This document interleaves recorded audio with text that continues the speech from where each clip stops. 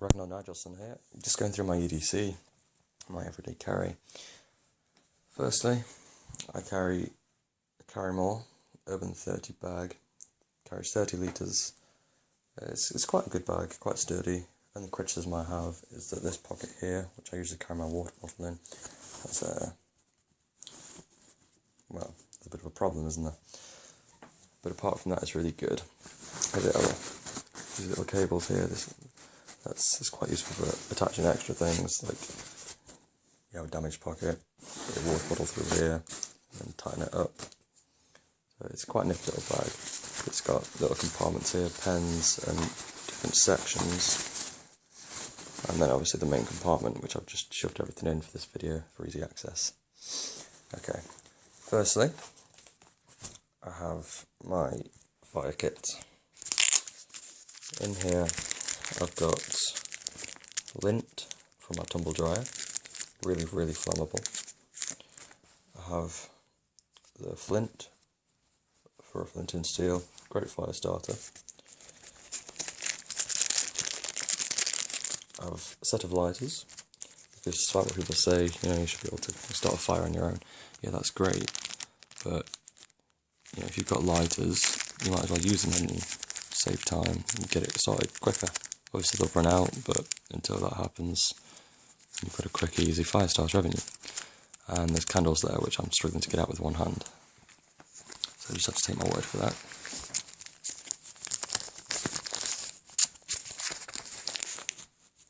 Okay, next I have my howler. This little whistle is highly recommended. I've used it quite a few times because I do a lot of water sports and adventure sports. It's really good because obviously your voice only stretches so far, you can only shout so loud, and this little thing is so loud. And it's a very useful thing to have. I've quite a few feet of paracord there. Obviously, all you preppers out there know that it has so many uses, and it's such a useful thing to carry. Lightweight, it doesn't take up much space at all, so why not carry as much as you can.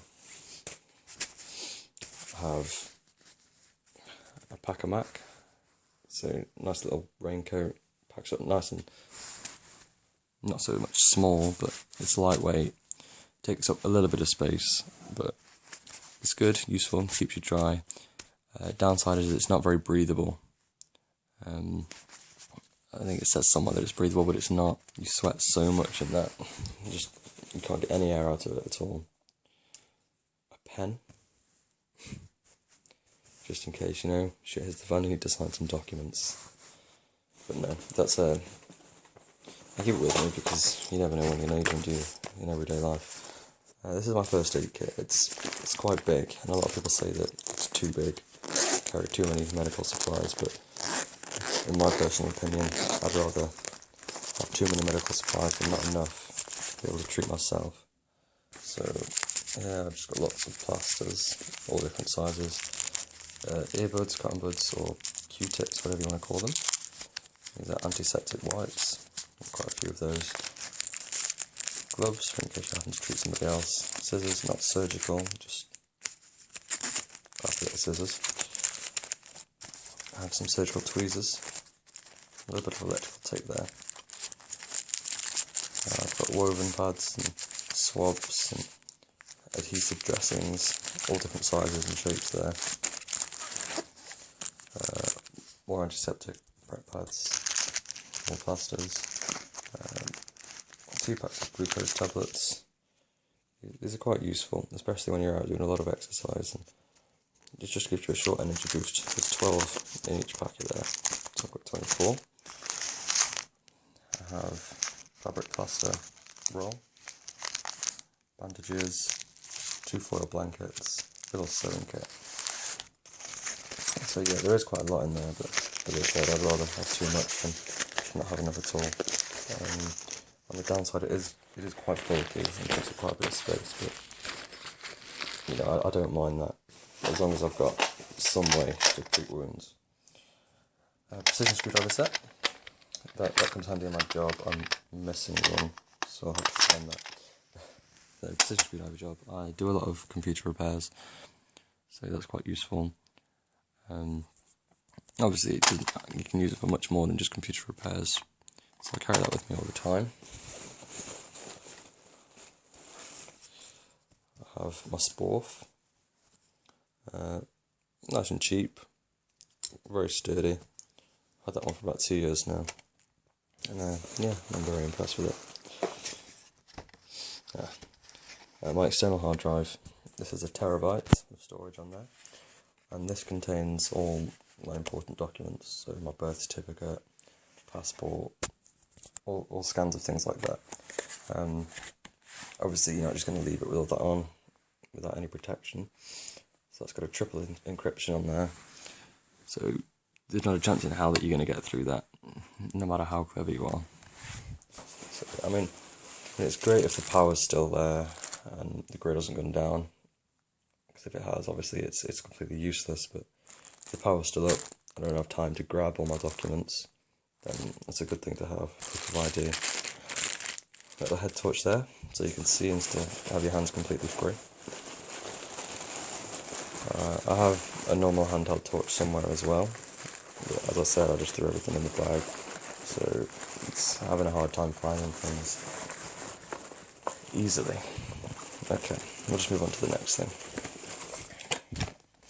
Little hexy stove, quite useful. Burns for about 8 minutes each tablet. Boils about 2 litres of water. I mean, it's supposed to be odourless, but I disagree. It's quite a distinct smell and leaves a lovely sticky grey residue.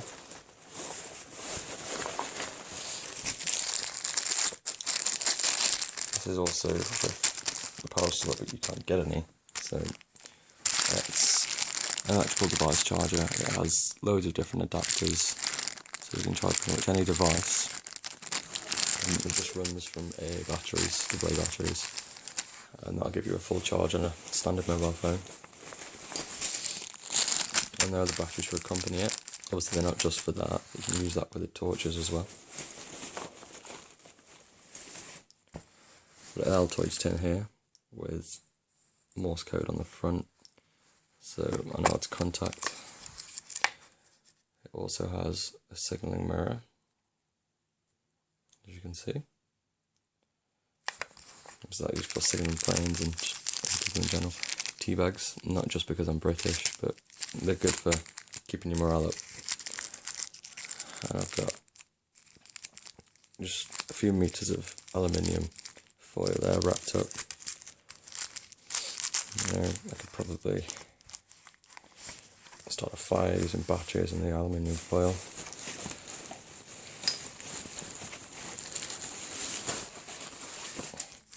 Have some sellotape. Obviously it's not the greatest thing. The only reason I've got that in there at the moment is because I've just run out of my gaffer tape and my duct tape, so I'll need to be replenishing that soon. Got a pouch here, has all of my knives in it. This one's lovely. It wasn't too expensive, but it served me well. It's got one-handed opening, keeps a nice edge. Obviously it's a bit worn, you know, quite a few years of wear. So it's got the standard blade, the serrated blade, and if I can get it out, the hook blade. And as naive as I might sound, I'm not quite sure what that's for. I imagine it'd be for gutting and catching your prey. But if anybody knows, feel free to leave a comment and just clear me up on that a little bit. And as you should have with standard with any blade, sharpening stone and a quick sharp. That's obviously just those situations where you haven't got time to keep running it across a stone, but that's when that breaks. Because, you know, when you're in the wild or in a survival situation, a dull blade, you know, blunt edge, it's, you know, you might as well just have a rock.